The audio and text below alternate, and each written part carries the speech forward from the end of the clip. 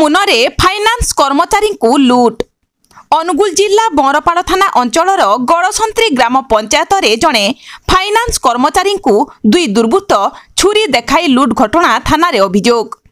ଲୁଟ୍ର ଶିକାର ହୋଇଥିବା ଅଭିଯୁକ୍ତ ଜଣକ ହେଲେ ଗ୍ରାମୀଣ କୋଟା ମାକ୍ରୋ ଫାଇନାନ୍ସର ରଶ୍ମି ରଞ୍ଜନ ଭୋଇ। ସୂଚନା ଅନୁଯାୟୀ ରଶ୍ମି ଆଜି ତଳମୂଳ ଗ୍ରାମରୁ ଟଙ୍କା ସଂଗ୍ରହ କରି ବରପାଳ ପଞ୍ଚାୟତର ନରେନ୍ଦ୍ରପୁର ଗ୍ରାମକୁ ଟଙ୍କା ସଂଗ୍ରହ କରିବାକୁ ଆସୁଥିଲେ। ଗଡ଼ସନ୍ତ୍ରୀ ମଦ ଦୋକାନ ପାର କରିବା ପରେ ମା ଲୋଭି ଠାକୁରାଣୀଙ୍କ ମନ୍ଦିର ପୂର୍ବରୁ ଦୁଇ ଦୁର୍ବୃତ୍ତ ନମ୍ବର ବିହୀନ ହୋଣ୍ଡା ସାଇନ୍ ବାଇକ୍ରେ ଆସି ଅଟକାଇଥିଲେ। ଲୁଟ୍ ଉଦ୍ୟମ କରିବା ବେଳେ ରଶ୍ମିଙ୍କ ବେକରେ ଛୁରୀ ଦେଖାଇ ଧମକ ଦେଇ 8,684 ଟଙ୍କା ଓ ଟାବଲେଟ୍ ମୋବାଇଲ ଲୁଟ୍ କରି ଫେରାର ହୋଇଯାଇଥିଲେ। ରଶ୍ମି ଥାନାରେ ଲିଖିତ ଅଭିଯୋଗ ପରେ ଏସ୍ଆଇ ମନୋଜ ମିଶ୍ର ମାମଲା ରୁଜୁ କରି ତଦନ୍ତ ଆରମ୍ଭ କରିଛନ୍ତି।